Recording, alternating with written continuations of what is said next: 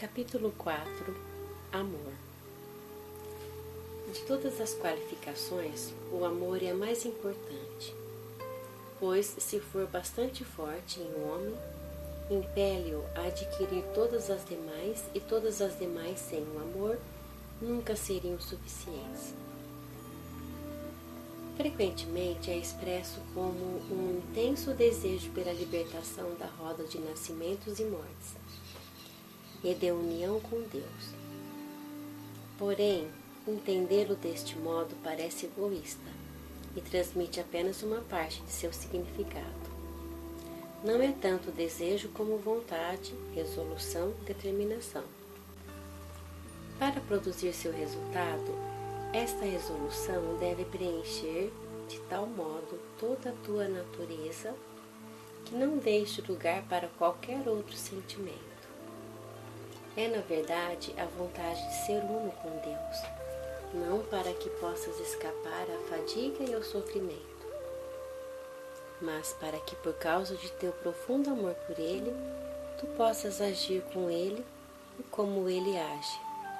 E porque Ele é amor, tu, se quiseres tornar-te uno com Ele, deves também estar pleno de perfeito altruísmo e amor.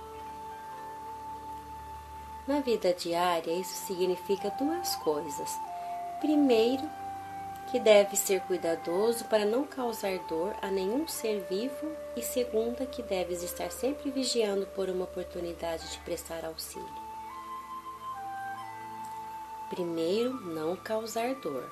Há 3 pecados que causam mais dor do que todos os outros no mundo: a maledicência, a crueldade e a superstição, porque são pecados contra o amor. Contra esses 3 pecados, o homem que quiser encher seu coração com o amor de Deus deve vigiar incessantemente. Vê o que a maledicência produz. Ela inicia com um mau pensamento, e este em si mesmo já é um crime, pois em todos e em tudo existe o bem, e em todos e em tudo existe o mal. Podemos reforçar qualquer um deles pelo pensamento, e deste modo podemos auxiliar ou retardar a evolução. Podemos fazer a vontade do Logos ou a ele resistir. Se pensares no mal que existe no outrem, estarás fazendo ao mesmo tempo 3 ações más. Estás enchendo a tua vizinhança de maus em vez de bons pensamentos, e assim estás aumentando a tristeza do mundo. Se existir neste homem o mal que imaginas, estás reforçando e alimentando esse mal, e assim estás tornando o teu irmão pior em vez de melhor. Geralmente, porém, o mal não existe, e tu o criaste apenas em tua fantasia. Então o teu mau pensamento tentará teu irmão a cometer erro, pois se ele ainda não for perfeito, poderás torná-lo tal qual o imaginaste. Enches tua própria mente com maus em vez de bons pensamentos, e assim retardas teu próprio crescimento, e tornas-te, para aqueles que podem ver, um objeto feio e penoso, em vez de belo e amável.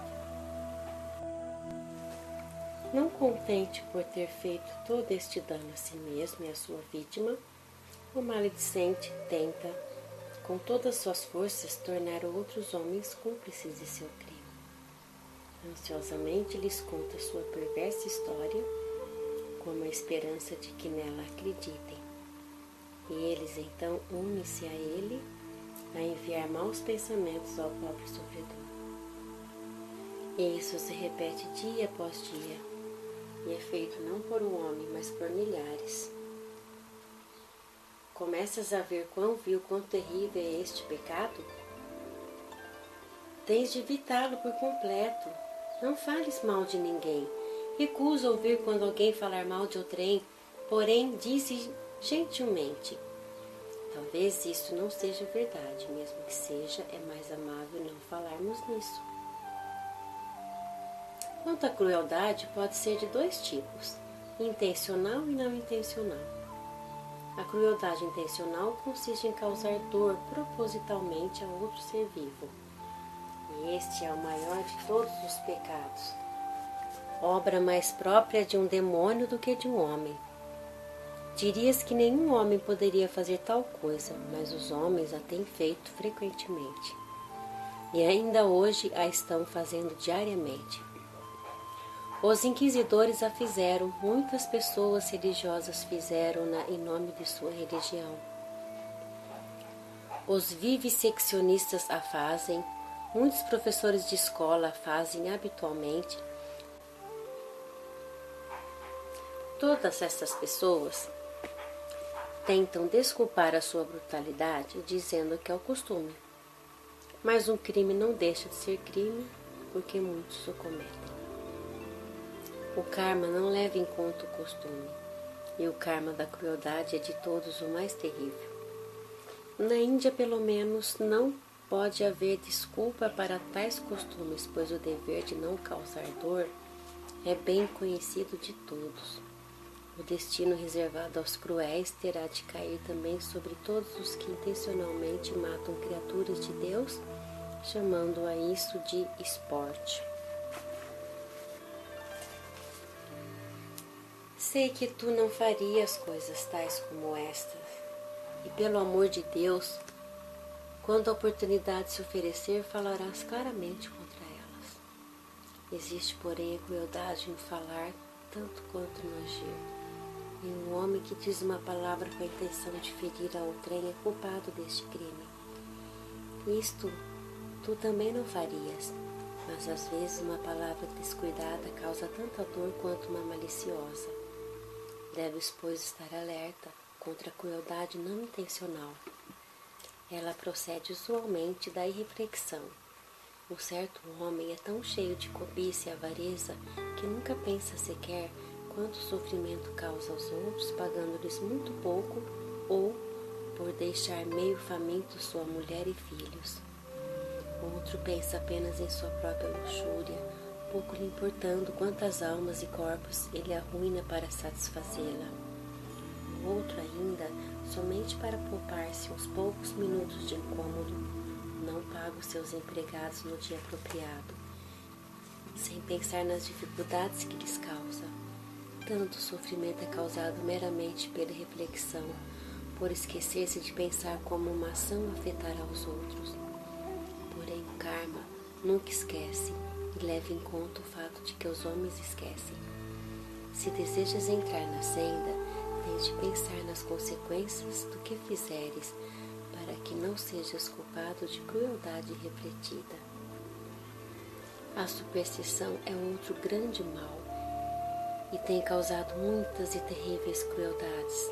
O homem que é seu escravo menospreza outros que são mais sábios, tenta obrigá-los a agir como ele age.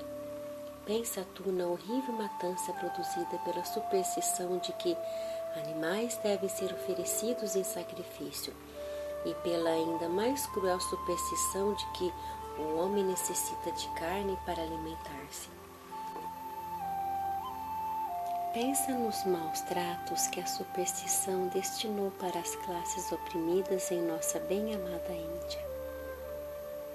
E vê como esta má qualidade pode gerar desapiedada crueldade, mesmo entre aqueles que conhecem o dever da fraternidade. Muitos crimes os homens cometeram em nome de Deus de amor, movidos por este pesadelo da superstição. Cuida muito, pois, para que dela não reste em ti o menor vestígio. Estes 3 grandes crimes tens de evitar, pois são fatais a todo o progresso, porque pecam contra o amor.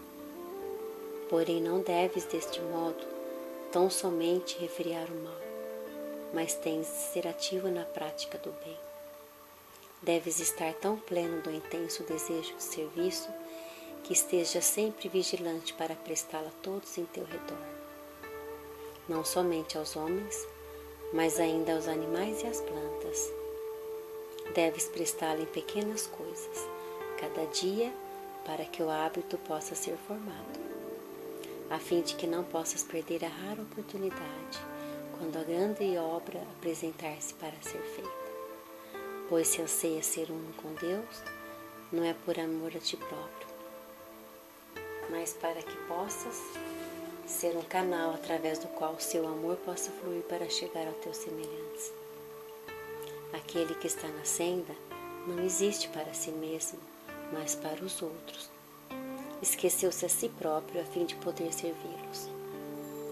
Ele é como uma pena na mão de Deus, através da qual seu pensamento possa fluir e encontrar uma expressão aqui embaixo, que sem a pena não poderia ter.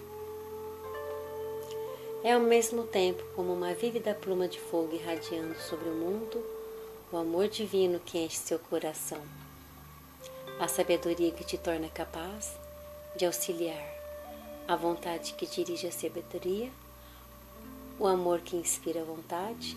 Essas são as tuas qualificações: vontade, sabedoria e amor. São os 3 aspectos do Logos.